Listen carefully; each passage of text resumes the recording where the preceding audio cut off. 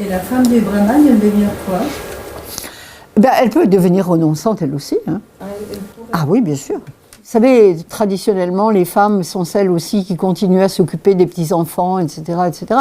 Donc il y a des liens familiaux qui sont plus difficiles à dénouer, mais il y a aussi quelques femmes renonçantes, oui, oui. Oui. Elles ne jouissent pas tout à fait du même statut, mais c'est le même problème dans le bouddhisme, c'est le statut des nonnes. Les nonnes, même dans le bouddhisme qui se prétend égalitaire, je peux vous dire que les nonnes, elles sont pas traitées de la même manière. Hein. Donc, mais elles sont nonnes, elles ont aussi un statut, oui, oui, oui, bien sûr. Socialement, c'est possible parce que finalement, il saute une génération. Ça existe au démarrage à 18-20 ans et il y a la vie familiale et après elle est lâchée, la vie familiale, oui, au profit de... Oui. Ils sont devenus grands-parents, quoi, déjà. Oui, c'est ça. C'est-à-dire qu'on considère qu'un être humain a à la fois des devoirs de caste, et c'est ça qui est très, très subtil à comprendre. Il a des devoirs de caste. Mais il a aussi, c'est ce qu'on appelle le svadharma, c'est le devoir de caste. Et j'en parlais hier, mais c'est le cas de, je ne sais pas si vous avez lu la Bhagavad Gita. Bon, c'est un grand poème indien absolument magnifique, qui est un passage du Mahabharata. Et dans la Bhagavad Gita, vous avez ce guerrier, donc, qui s'appelle Arjuna, ce guerrier qui est un kshatriya, c'est un guerrier. Donc, un guerrier, il va à la guerre. Hein. Et puis, il est sur le champ de bataille et tout d'un coup, il a un cas de conscience, il est accablé de chagrin parce qu'il se rend compte que l'accomplissement de ses devoirs de caste va l'obliger à tuer des membres de sa famille, parce que c'est une histoire de lutte de clan, vous voyez. Donc ils sont tous plus ou moins cousins, etc. Et là, il dit, je ne peux pas. Et le dieu Krishna vient en personne, il est le cocher d'Arjuna, il vient en personne et il lui rappelle ses devoirs de caste, auxquels il ne peut pas échapper, mais il lui dit, et c'est là le grand enseignement de la Bhagavad Gita, il lui dit, détache-toi des fruits de l'acte. C'est-à-dire, si tu fais cet acte que tu réprouves, mais que tu dois faire en fonction de tes devoirs de caste, pour l'ordre du monde, parce que le système des castes en Inde, ce n'est pas un système social simplement, c'est l'ordre du monde qui veut que les choses soient en place. Voilà. Donc si tu fais cela, mais si tu te détaches de cet acte, comme n'étant pas, si tu n'y mets ni amour ni haine, si tu ne t'investis pas dans cet acte personnellement, mais que tu l'accomplis simplement parce que c'est ton devoir au regard de l'ordre cosmique, eh bien, à ce moment-là, ton karma n'en sera pas affecté.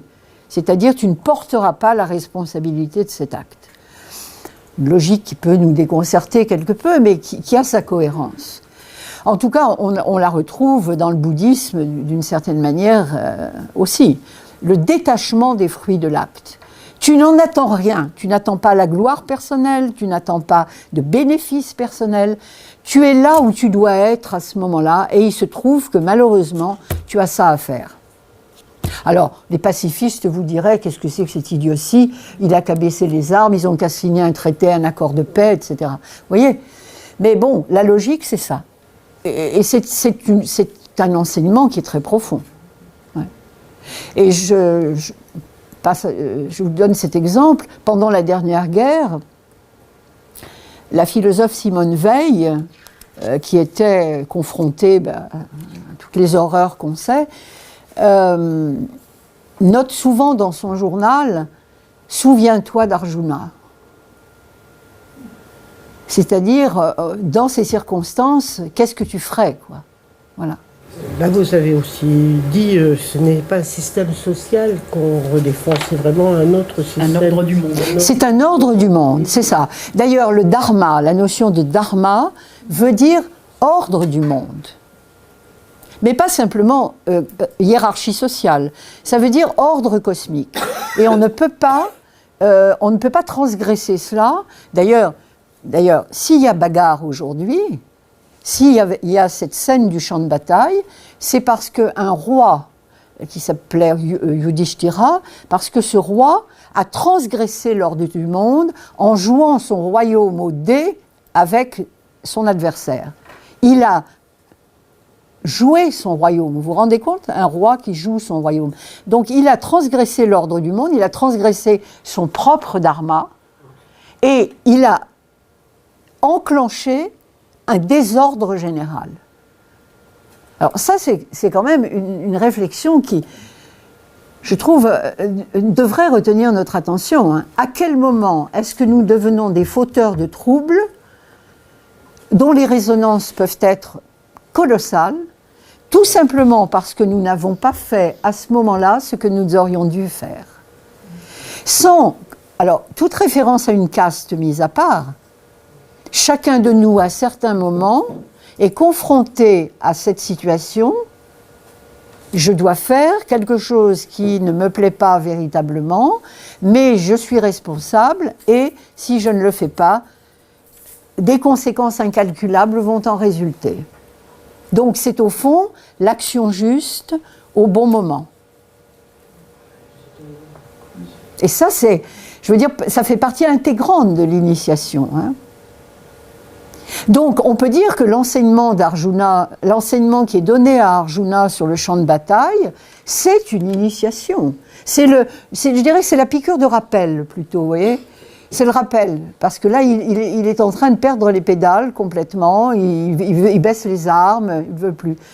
Ce n'est pas une incitation à tuer, hein. C'est juste de dire, voilà, on se trouve à un moment donné face à quelque chose qu'on aurait mieux aimé éviter, mais si on ne le fait pas, on installe le désordre. C'est là où le devoir, le devoir lutte contre le confort égotique dont vous parlez. Absolument, absolument. D'où l'importance de cette notion de devoir quand on l'inscrit dans autre chose que une simple docilité et servilité. C'est ça, voilà. Oui, oui. On est en état de service. Ce qu'on retrouve beaucoup dans les récits de chevalerie aussi, les récits médiévaux. Hein. On est de service. Et là, l'ego, il se débrouille avec ça, mais et il y a un ordre qui nous dépasse et qui en dépend. Et ça, je pense que c'est, pour nous, post-modernes, c'est une réflexion qui nous est devenue, malheureusement, assez étrangère. Hein.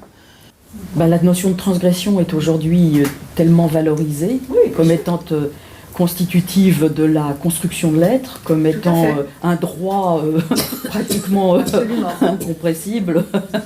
Là, on voit bien qu'on est dans un autre univers mental. Absolument, tout à fait autre univers. Exactement. Bon, voilà, pour ce premier type d'initiation, je pense que les choses devraient être à peu près claires. Bon, j'ai laissé de côté les initiations de puberté, bon, j'en reparlerai peut-être un petit peu, mais enfin, bon, c'est dans les conclusions que je tirerai.